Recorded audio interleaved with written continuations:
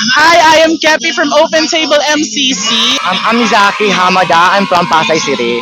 Pasay City, ang layo. From the house of MOA Arena. Ayan. So just wanted to check why join Pride today and what's the importance of joining Pride? Well, the importance of joining Pride is to celebrate every color.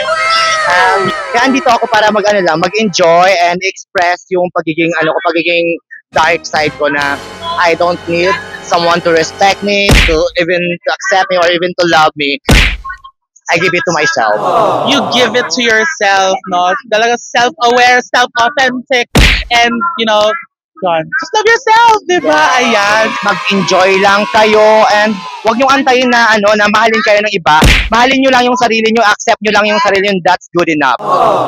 Alright, tama. And love yourself nga naman talaga. Thank you so much.